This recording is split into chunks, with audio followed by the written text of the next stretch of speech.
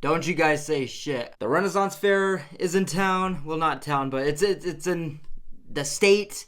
We went there the other day for my sister's birthday and I didn't wear sunscreen. You know I had a good time. But review time. So I wasn't planning on seeing this film. I was actually planning on seeing the first theatrical Looney Tunes movie in over a decade, a critically acclaimed one, hopefully making up for what was apparently the actual loss that was Coyote vs. Acme. But in terms of that film getting delayed a couple weeks, me getting this early screener, I figure this true story deep sea survival thriller that I've never heard of isn't a bad pick. So Last Breath follows a true story of seasoned deep sea divers as they battle the raging elements to rescue their crewmate trapped hundreds of feet below the ocean's surface. So something that just wouldn't leave the top of my head before seeing this film was that I didn't know the outcome of this story. I did see that there is a documentary which is on Netflix. I haven't seen it, but it did get really good reviews and is co-directed by this film's director. So going back to it,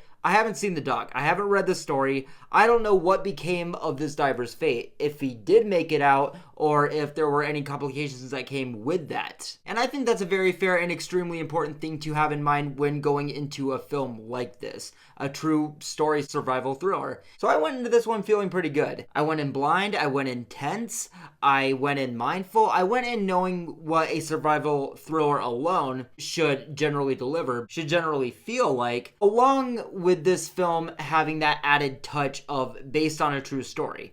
And now that I have just seen Last Breath, we're going to talk about it. So one thing I was just a bit worried about before going into this film was that this has a PG-13 rating. I just feel like a survival thriller with that rating, it's kind of like going to see a horror movie with that rating.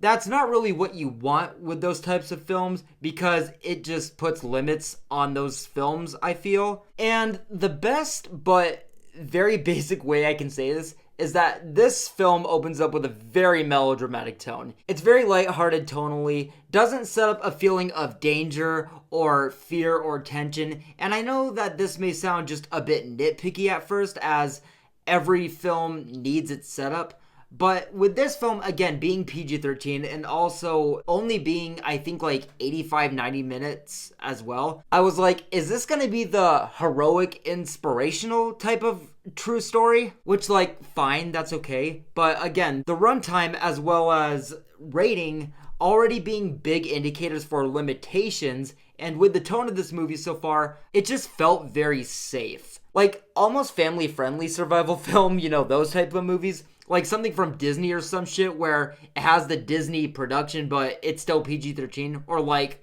one of those faith-based films. And again, I understand setup, but this tone, this safe feel of the movie, it is just kind of detrimental. Even when the movie, I guess you could say, officially starts, which is actually pretty fast, I'll say, given the 90-minute runtime.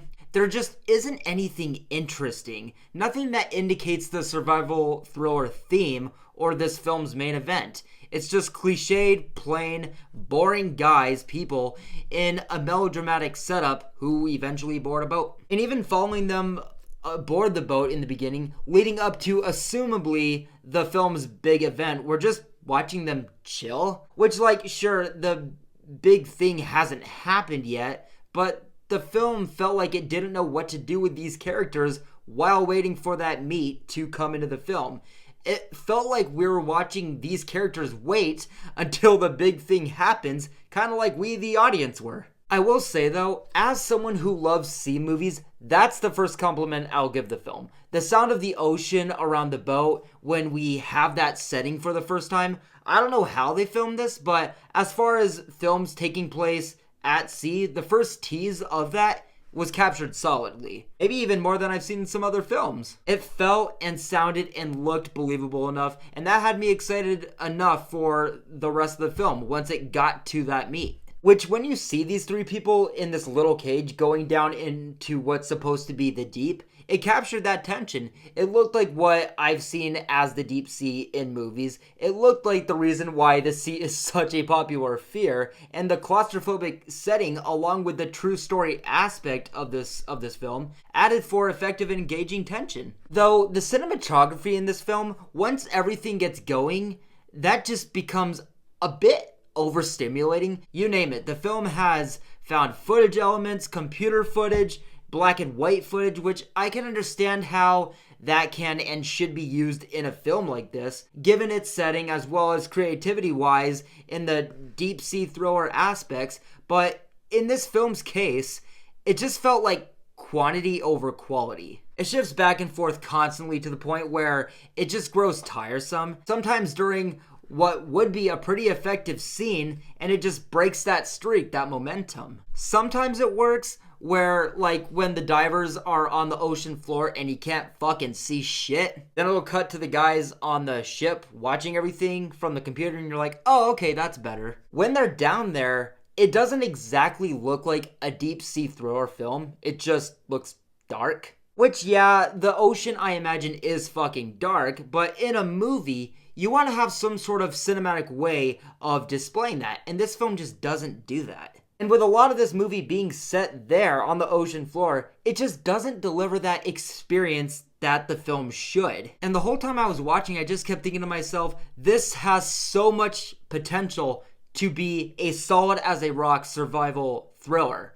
But this film just doesn't know how to present that. I ultimately found myself feeling like I was watching a messy, indecisive deep-sea film with things I enjoyed sometimes. And overall, I'm going to give Last Breath a low mixed review. So guys, that does it for my thoughts on Last Breath, that documentary on Netflix. Again, that is acclaimed. That is what came first. I do think just from what I've gathered from this as well as what I've heard about that film, that's probably your best bet. Also, you don't have to spend $15 a ticket to go see this thing. But yes, guys, with all that being said, that is going to wrap it up for my thoughts on Last Breath. If you guys do see this movie in a few days when it comes out, definitely let me know in the comments below of what you guys thought about it. I would love to hear your guys' thoughts. But yes, guys, I hope you're all having a great day. Thank you guys so much for watching, and I will see you guys in the next video very soon. Take care.